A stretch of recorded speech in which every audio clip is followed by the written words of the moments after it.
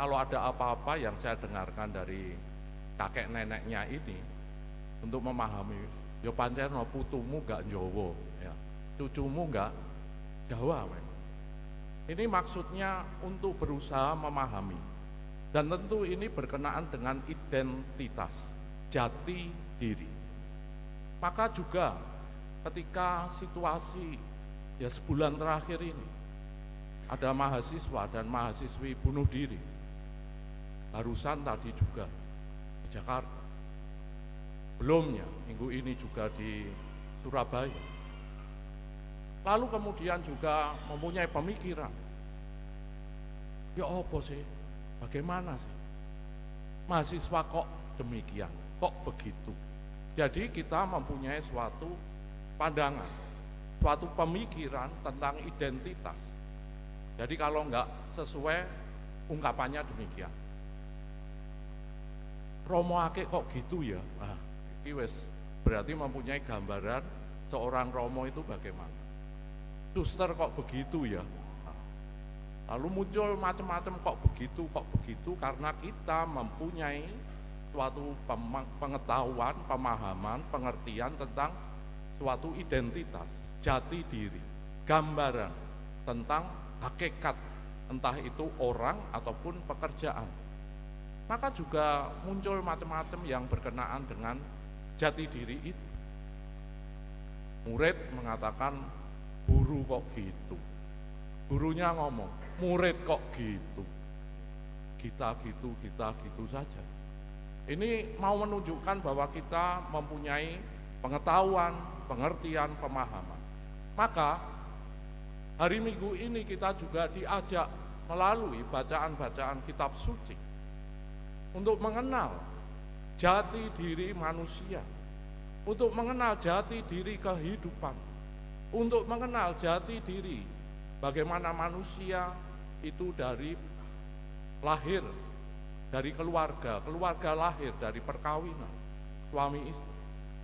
Maka kita juga mempunyai pandangan, mempunyai gambaran identitas jati diri tentang sosok suami dan istri, sosok orang tua.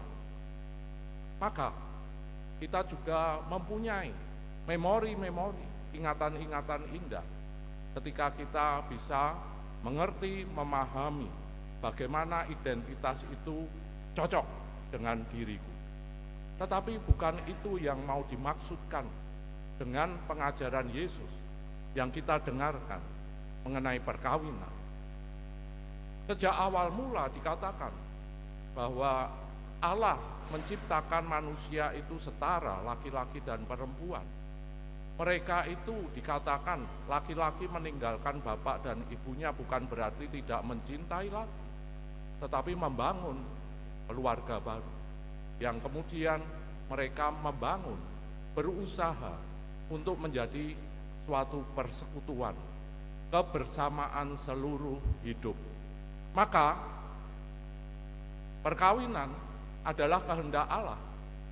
Perkawinan itu bukan buatan agama, bukan buatan manusia, tetapi sejak awal mula adalah lembaga pertama kali yang ditetapkan oleh Allah sendiri. Dan Allah mempunyai rencana, mempunyai harapan akan persekutuan ini. Karena persekutuan ini sungguh-sungguh persekutuan cinta kasih, kebersamaan seluruh hidup dalam suka dan duka, untung dan malang sampai maut memisahkan. Maka itu sangat indah ketika digambarkan dalam cara menulis kitab Kejadian. Ada dua bentuk untuk menunjukkan bagaimana manusia itu diciptakan. Yang pertama itu adalah di pasal 1 kitab Kejadian, ditempatkan di Taman Eden. Itu gambaran Allah ingin kebahagiaan, kesejahteraan, kebaikan suami dan istri dalam taman yang indah. Maka juga kita melihat bagaimana suka duka pasangan suami istri yang pertama, Adam dan Hawa itu. Apa yang terjadi?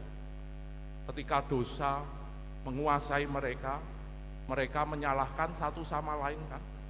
Kecenderungan kita semua. Itu menjadi dinamika, menjadi tantangan di dalam membangun persekutuan yang telah diputuskan. Suami istri membangun keluarga, suami istri itu karena memutuskan untuk menerima, menghargai dan mencintai. Maka kita ingat ketika mereka satu sama lain, apa yang terjadi? Mereka dihukum oleh Allah, keluar bersama-sama dari Taman Eden itu. Mau menunjukkan di dalam duka, di dalam penderitaan, mereka pun juga bersama pada akhirnya. Yang sebelumnya menyalahkan satu sama lain. Mereka keluar dari Taman Eden yang sebelumnya nyaman, enak, akhirnya harus menderita, mencari makan sendiri, mengusahakan. Itulah makna bagaimana Allah sungguh menghendaki persekutuan hidup, persekutuan kasih sepanjang hidup, seumur hidup. Dan itulah identitas dari perkawinan, identitas dari keluarga yang dikehendaki Allah. Saudara-saudari yang terkasih, di dalam realitas tidaklah mudah untuk bisa terus-menerus membangun kebersamaan hidup. Maka Tuhan Yesus tadi, Dia mau mengetengahkan bukan soal hukum, tapi lebih dari hukum sebenarnya adalah nilai-nilai kehidupan, nilai-nilai kesatuan. Maka sangat-sangat unik ketika Yesus tadi kemudian ada yang membawa anak kecil kepada Tuhan Yesus, lalu Yesus mengatakan, ya, sesungguhnya aku berkata kepadamu, siapa saja yang tidak menyambut kerajaan Allah seperti seorang anak kecil ini, ia tidak akan masuk ke dalamnya. Apa maknanya? Rasanya kok berbeda sekali. Sisi sini Yesus mengajarkan tentang relasi perkawinan, tiba-tiba kemudian ada anak yang dibawa kepada Yesus. Kita dengarkan hari Minggu lalu juga, kita dengarkan juga pada hari-hari Senin, Selasa, Rabu, Kamis, makna tentang anak kecil ini. Lalu dikatakan Yesus memeluk itu dan memberkati. Anak itu diberkati. Saudara-saudari yang terkasih, kalau kita tidak mempunyai kejujuran, tidak mempunyai kerendahan hati, tegar, keras seperti yang dikatakan Yesus, kita tidak akan mampu untuk menyelami, mengucap syukur, meyakini dan melaksanakan apa yang menjadi kehendak Allah. Yesus mengetengahkan anak kecil supaya kita mempunyai hati yang sungguh-sungguh polos, terbuka, jujur, mau untuk bersandar kepada yang lebih besar, tidak sombong.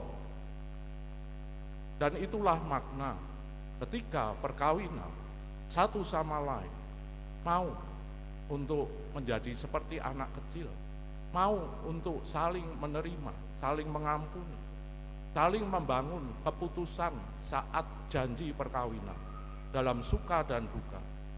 Tentu sifat seperti anak kecil ini Anda, kita sekalian akan bisa menyelami apa yang menjadi hakikat identitas jati diri akan kehidupan kita, akan persekutuan manusia yang paling mendasar untuk apa?